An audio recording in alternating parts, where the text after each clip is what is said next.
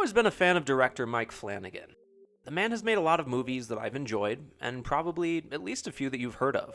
Over time, I've noticed that, like any director, he tends to include some common themes and imagery in his movies and shows. Maybe the single most common is the creepy eye stuff. Someone's eyes are always looking reflective, or super light, or just generally spooky looking. There are a lot of other Flanaganisms, but that's a topic for another video. Despite so many recurring themes in Mike Flanagan's movies and shows, most of them feel like their own thing, and that's good. When I watch Oculus, though, I can't help but think it's a perfect precursor to my personal favorite Mike Flanagan project, The Haunting of Hill House. Full spoilers ahead for Oculus and Hill House.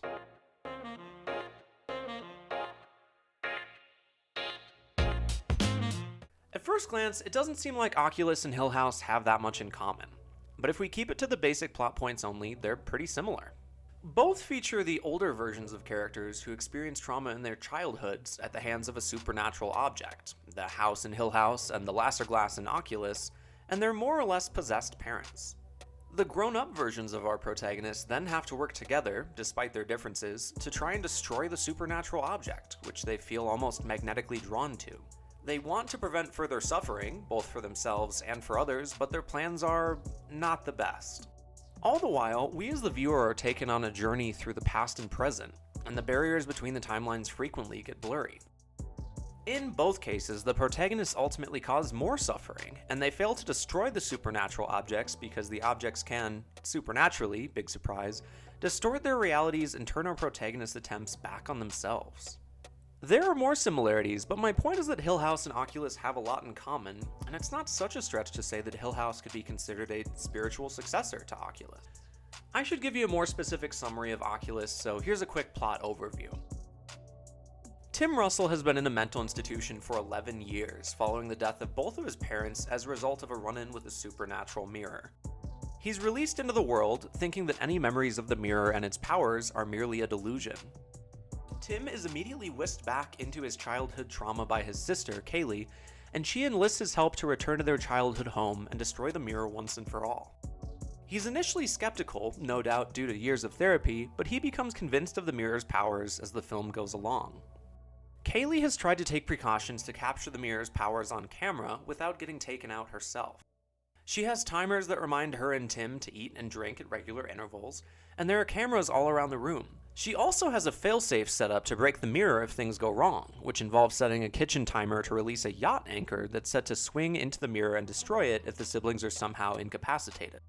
Throughout the film, the plot constantly jumps to Tim and Kaylee's past experiences as they tried to live with, and later escape, their mirror-possessed parents.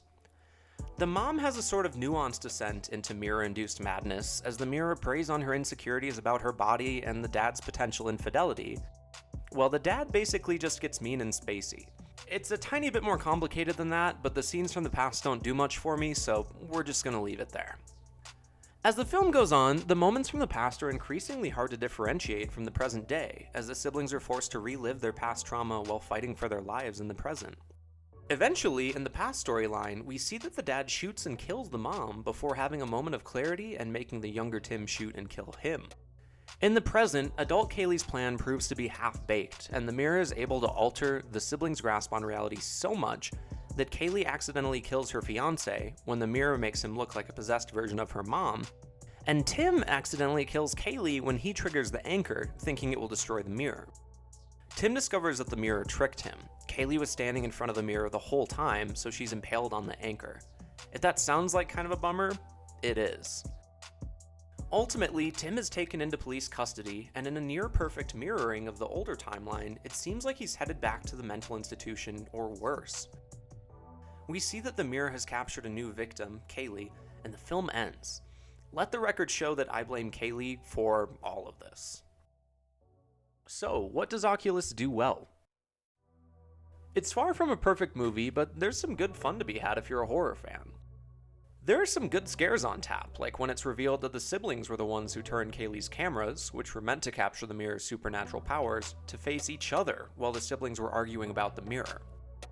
There are also a few genuinely tense moments towards the end of the film, when they juxtapose Tim and Kaylee running for their lives as kids with their adult counterparts trying to get out of the house and away from the mirror. Just about any time the mirror makes them do something they don't want to, like when Tim thinks he's going outside to call for help, but actually sits down on the floor and does nothing, it feels genuinely unsettling. Other than those moments, the film suffers from a common issue with modern horror movies like the recent remakes of It. You see the monster too much. In this case, I'm referring to the projections from the mirror. Marisol, the mirror's most recent victim, who happens to be played by Mike Flanagan's wife Kate Siegel, gets a lot less scary as the movie goes on, and the creepy eyes thing can only go so far. But there is one moment where this is actually very successful. Towards the very end of the movie, it becomes clear that at least one of the siblings is standing directly in front of the mirror. The mirror takes them on a winding path through both the house and their memories, keeping them distracted while their time ticks away. This all culminates in my number one scare from the movie, when the protagonists are surrounded by the mirror's former victims, and we hear the blaring alarm sound coming out of all of their mouths at once. I've seen Oculus more than a few times by now, but this scene gets me every time.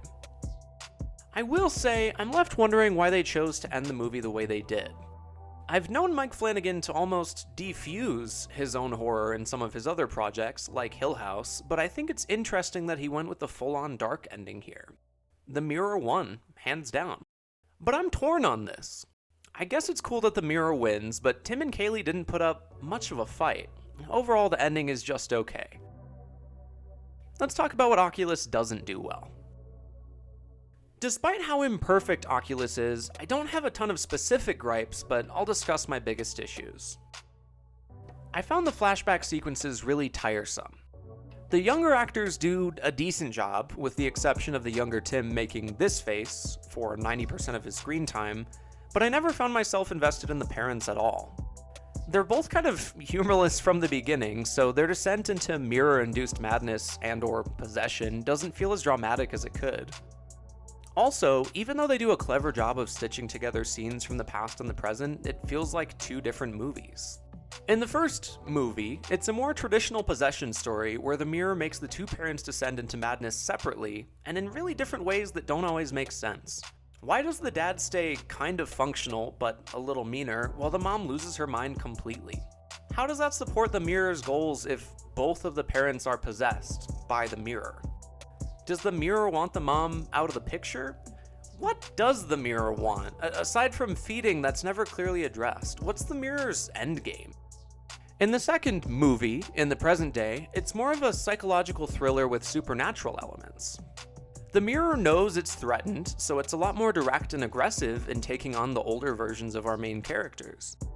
I think that makes for a far more compelling film, and suddenly the mirror's motive doesn't seem so important. You just know that everything is going down right now, and there's no clear way to defeat or destroy the mirror. I have some minor complaints too, like how the dialogue feels pretty unnatural at times. In one early scene with the younger characters, there's a weird exchange where Kaylee is giving her mom attitude about not being allowed to get a cell phone, and the mom sarcastically replies something about being treated that way by the fruit of her womb. Kaylee replies, "Well, I wish I'd been a pineapple." Which is funny because that would hurt. This is one of the few times where the movie tries to tell a joke, and I think it falls flat. There are other examples, but mostly I thought the dialogue was just passable. Overall, Oculus has a few cool ideas, but mostly relies on easy scares and creepy eye stuff to get the job done.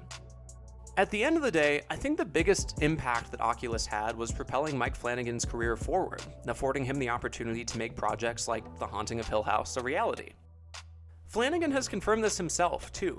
In a 2018 interview with The Tower Light, he was asked about similarities between Oculus and Hill House and stated, "This seemed like a great opportunity to revisit what I'd started with Oculus and take it to another level."